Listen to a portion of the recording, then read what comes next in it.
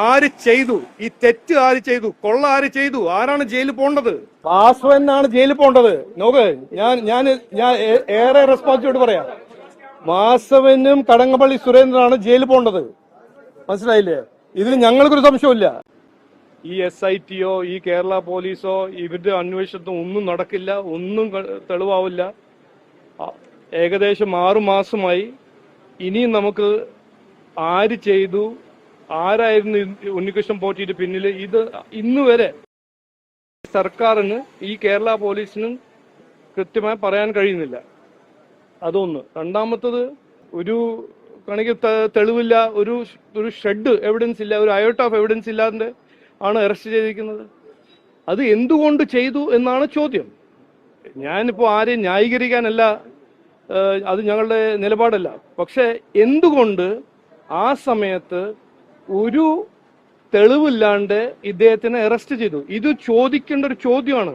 അത് ശ്രദ്ധ തിരിക്കാൻ വാസവന്റെ ഇതിന്റെ ഇൻവോൾവ്മെന്റും കടകംപള്ളി സുരേന്ദ്രനായ മുൻ ദേവസ്വം മന്ത്രിന്റെ ഇൻവോൾവ്മെന്റിന് എങ്ങനെയെങ്കിലും ശ്രദ്ധ തിരിക്കാൻ ഒരു തന്ത്രം. ശബരിമലയുടെ ട്രഡീഷൻസും റിച്വൽസിനെല്ലാം തകർക്കാൻ ശ്രമിച്ച ഈ സർക്കാർ സ്ത്രീ പ്രവേശനത്തിനെ കുറിച്ച് സുപ്രീം കോർട്ടിലൊരു സ്റ്റേറ്റ്മെന്റ് കൊടുത്തിട്ടുണ്ട്.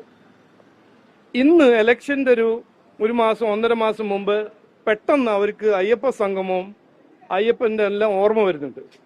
അങ്ങനെയാണെങ്കിൽ ശകലം ഉളുപ്പുണ്ടെങ്കിൽ 3 കാര്യങ്ങൾ ഈ സർക്കാർ ചെയ്യണം. ഒന്ന്, സുപ്രീം കോർട്ടിൽ ഒരു പുതിയ സ്റ്റേറ്റ്മെന്റ് കൊടുക്കണം. അവർ കൊടുത്ത പഴയ സ്റ്റേറ്റ്മെന്റ് മാറ്റി പുതിയ സ്റ്റേറ്റ്മെന്റ് കൊടുക്കണം.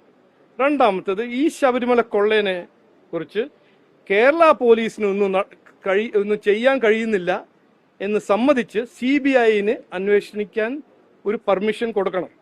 ഇത് നമ്മൾ ആഭ്യന്തരമന്ത്രി അമിത്ഷാജി വന്നപ്പോൾ ഒരു വെല്ലുവിളി അദ്ദേഹം കൊടുത്തു. CMന് ഇത് സിൻസിയറായിട്ട് അന്വേഷിക്കണം എന്നൊരു ആഗ്രഹം ഉണ്ടെങ്കിൽ CBIന് കൊടുക്കൂ കേസ്.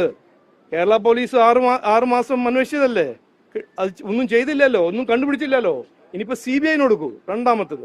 മൂന്നാമത്തത്, 2018 3000 പേര്, അതിനേക്കാൾ കൂടുതൽ സാധാരണ വിശ്വാസികളെ എതിരെ കേസ് ഫയൽ ചെയ്തിട്ടുണ്ട്. ഈ സർക്കാർ കേസ് പിൻവലിക്കൂ,